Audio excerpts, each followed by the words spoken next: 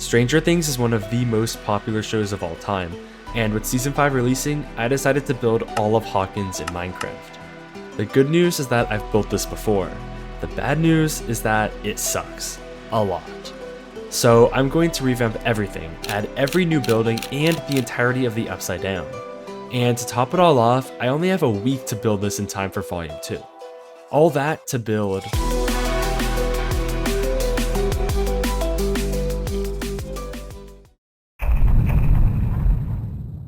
I started by using Axiom's path tool to make the roads, in line with this map we see in Season 5. This process is tedious, but extremely easy. The Max Z was the biggest individual build in this whole project. It has a ton of elements that I wanted to get exactly right. I pulled every reference I could find from the show and made sure to include all the aftermath from the 4 gates. None of these buildings had interiors before, and now they're way more interactable than the last version. Even though the buildings are boarded up, I made sure they're at least enterable and not empty on the inside. I used a technique with glass panes to texturize the fences that wrap around the Max Z, and added all the Humvees, guard posts, and any other details that I could find. At this point, I started to feel really good about the project, especially as I moved on to the Wheeler house. Luckily for me, there are plenty of reference photos for this, and one Reddit post I found had extensive layouts of floor plans which I relied on heavily in addition to rewatching the show. This was probably my favorite place to build, especially the interior. It's one of the most iconic places in all of Stranger Things, and I was genuinely excited to bring it to life in Minecraft. I went into this project determined to make it leagues above my last attempts, and building this house really started to bridge that gap. After the Wheeler house, I fixed up and placed in Lucas's house and Dustin's house. Here you can see the simple process I'm using for builds that don't have a fully detailed interior.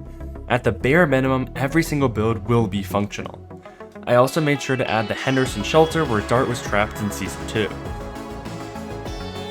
After that, I added Max's house from Season 2 and 3, and I also added the Creel house. I don't show it here, but I did add the playground, which I failed to do in my last iteration. I also added Brimborn Steelworks, Benny's Burgers, and finally the trailer park from Season 4. This spot will show up again as it's home to one of the 4 gates. To finish off the day, I added 2 less prominent locations, Bradley's Big Buy and Steve's house.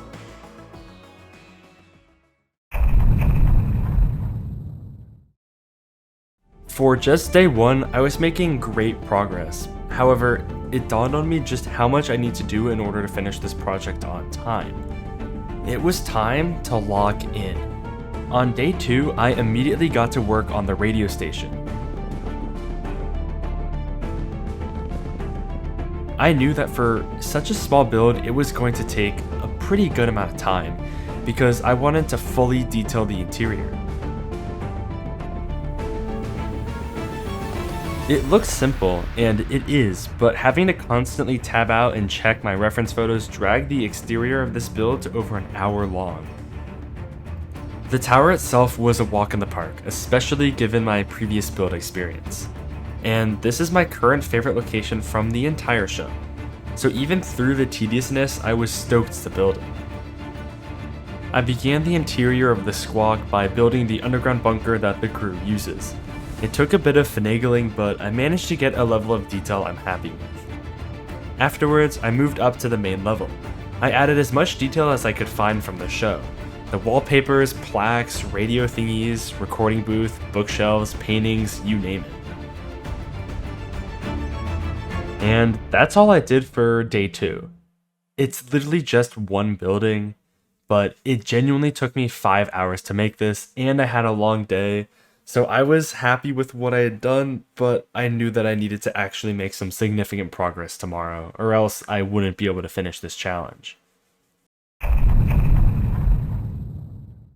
And log in I did. I was off to an amazing start on day 3. I added almost every single named location I had left.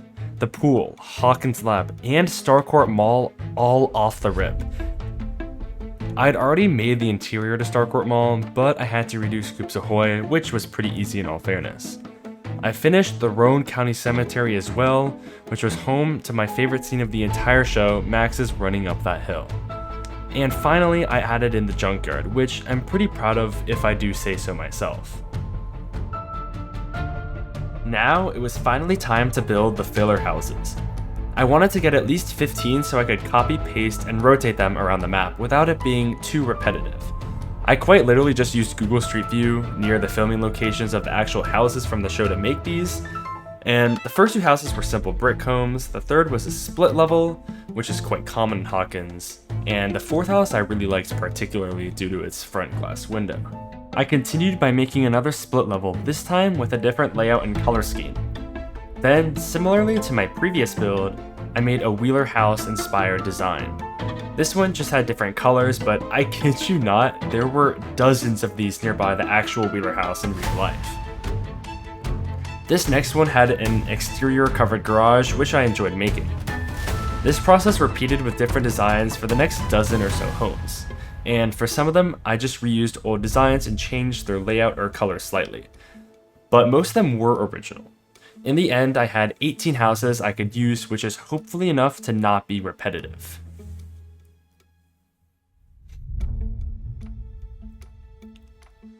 You can see towards the end, I just wanted to get enough houses to just paste around, so I ended up reusing more designs towards the end, but they are different enough, and some of them just changed their color, but like, whatever. Finishing off day 3, I laid out the metal panels covering the 4 gates, each to their respective location. This took honestly way longer than it should have, but it does do a great job bringing the world together as one cohesive build. It was also here where I remember that Lover's Lake probably just drained into the Upside Down at the end of Season 4, which they actually don't mention in Season 5 at all.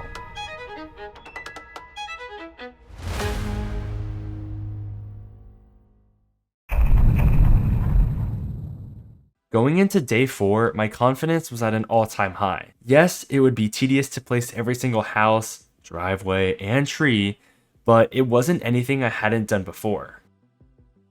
I converted the houses into Axiom blueprints, which let me quickly choose which one to place. I just had to fix any issues with the terrain and adjust the heights, which was pretty easy. Seeing them be pasted in this quickly is so satisfying.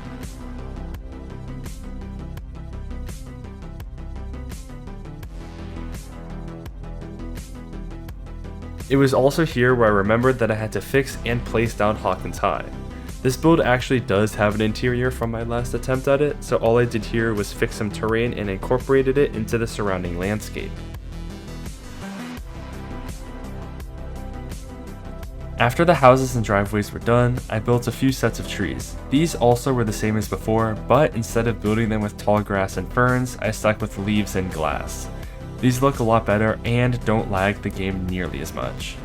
To place all the trees down, I used another one of Axiom's features, the stamp tool, which automatically randomizes and rotates the orientation of the trees. And about halfway through planting them, I remembered to build Hopper's cabin. We get directions to Hop's cabin in the show, and I tried to orient it accordingly in my world to the best of my ability at least. With 3 days left, I knew I had to finish the build or else I wouldn't have enough time to edit and upload this video. I added little details with the trees at the beginning of the day, little dirt patches, details around the 4 gates, and anything else you could think of just to bring the world a little bit more alive. There are a lot of small details that I didn't go over, but with the right side up complete, I would now begin working on the upside down. Only there was a tiny issue. I built this at the level of the void, so I needed to lift up the entire world and flip it upside down. This process looked a little bit like this.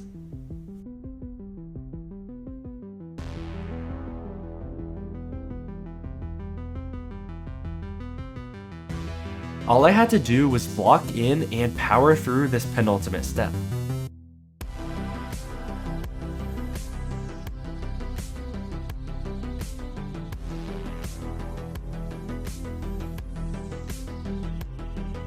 After lifting the map and creating the upside down, the process for making it look upside downified was actually quite simple. All I had to do was remove the leaves and grass, retexture everything, remove some colored blocks, and then finally add the vines. Here I also added the red orb we see in Hawkins' lab in the Volume 2 trailer. Now it finally dawned on me that aside from some polishing, I had completely finished building all of Stranger Things in Minecraft in under a week, albeit with some help from my past self. With everything done, I present to you the entirety of Hawkins in Minecraft.